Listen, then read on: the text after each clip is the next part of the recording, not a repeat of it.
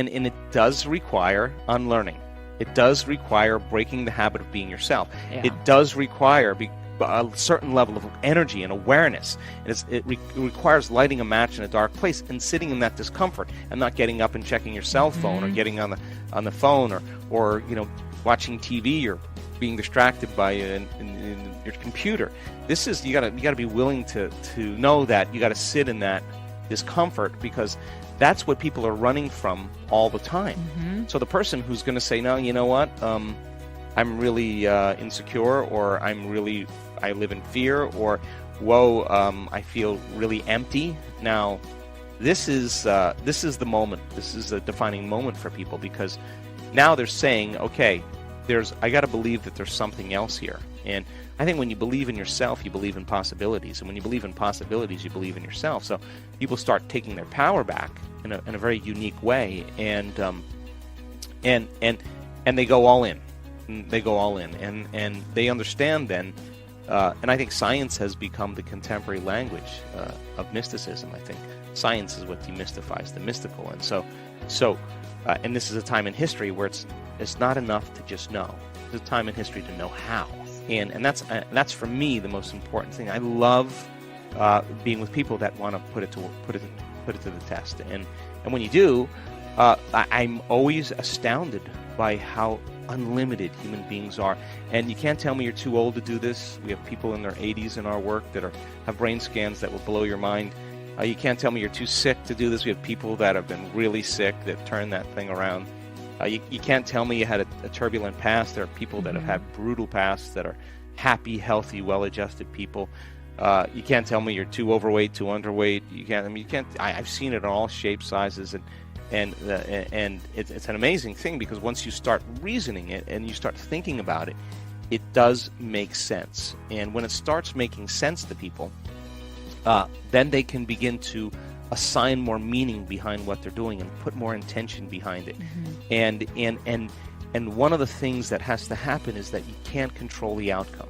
In other words, it's not going to happen the way you think it should, because that's a known. And you got to be open to having it happen in a way that you can't predict. And that means you got to lay down the very thing you use your whole life to get what you want for something greater to occur. And that's something we have to work on as well.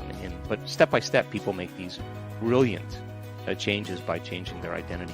And I now know that if you give people sound scientific information, and every time we learn something new, we make new connections in our brain. I mean, research shows that 1 hour of focused concentration on a concept or an idea doubles the number of connections in your brain.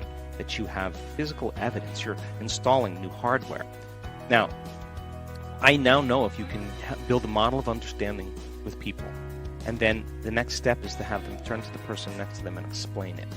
If they can't explain it, then it's not wired in their brain, and they're going to doubt it's possible. Once they start developing this model, they're making their brain fire in new sequences, new patterns, and new combinations. And whenever you make your brain work differently, changing your mind, because mind is the brain in action. So then as they're able to build this model and repeat it, they're installing their neurological hardware in their brain in preparation for an experience. And the more you understand what you're doing and why, the how gets easier. So then if you can set up the conditions in the environment and give people the proper instructions, and certain percentage of those people are going to get their behaviors to match their intentions. They're going to get their actions equal to their thoughts. They're going to get their mind and body working together. And when they do, they're going to have a profound experience. Now, experience further enriches the circuitry in your brain. That's what experience does. It enhances circuitry. And the end product of an experience is an emotion. Now, all of a sudden, you start to feel unlimited. You start to feel inspired. You start to feel abundant. You start to feel empowered. Whatever the feeling is, now you're teaching your body emotionally to understand what your mind is intellectually understood. So knowledge is for the mind and experience is for the body. And in that moment, you're beginning to embody the truth of that philosophy, that theory. And you're literally signaling new genes in new ways. The body's getting new information. And that new information is what's selecting and instructing the gene. And genes make proteins. And proteins are responsible for the structure and function of your body. And the expression of proteins is the expression of life.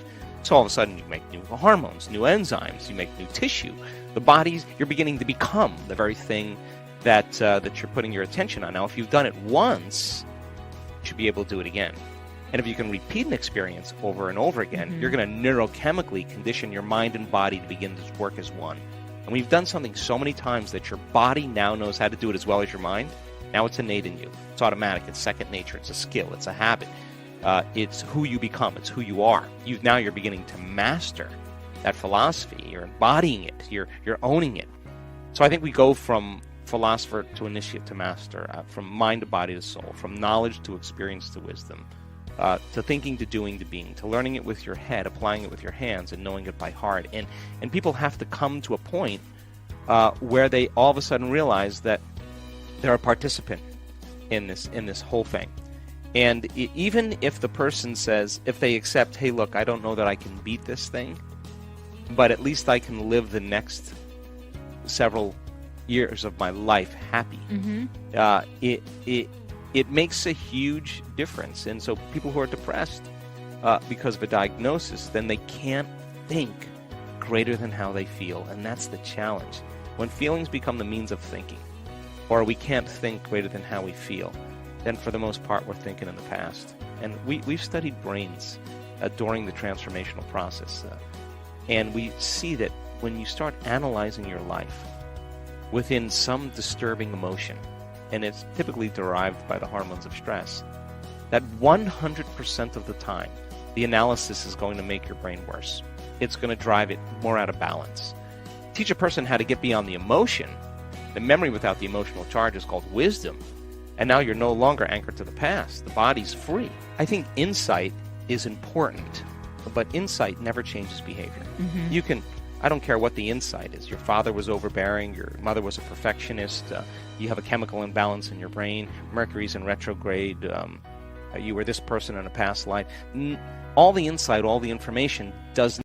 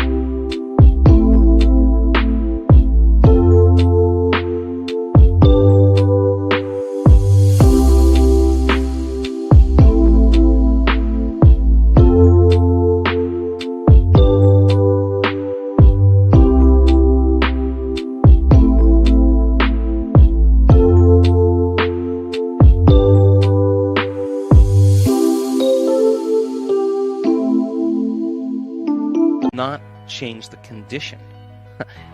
We have to get into the operating system. We have to get into those programs, those emotional reactions, those unconscious beliefs, those unconscious habits, and begin to reprogram that. And there's a way to do that, because the whole purpose of meditation is to get beyond the analytical mind. And what separates the conscious mind from the subconscious mind is the analytical mind. And the only way you're going to know how to do that, is to learn how to regulate your brainwaves and begin to slow them down. So as you begin to slow down your brainwaves, you get beyond your analytical mind, and you're entering that operating system where all those programs exist. And 95% of who we are by the time we're 35 years old, a set of memorized behaviors, unconscious emotional reactions, unconscious beliefs, perceptions, hardwired attitudes that function automatically like a computer program. That means that 95% of the time people are unconscious to how they're being, right? And so becoming conscious of that, overcoming, even if you just say every day I'm going to overcome my fear, every day I'm going to overcome my depression, every day I'm going to feel better than yesterday. That act of doing that you're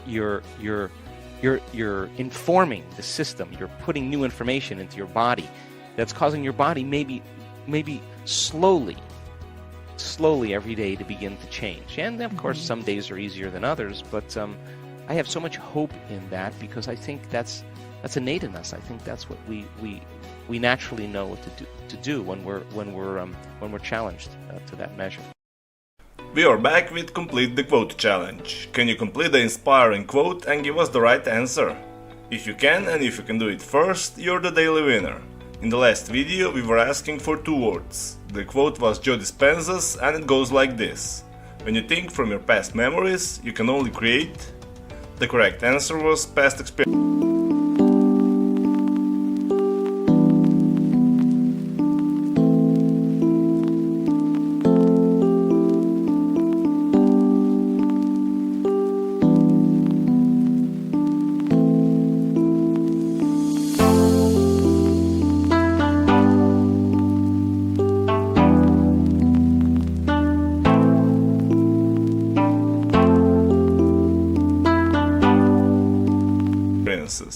So, when you think from your past memories, you can only create past experiences.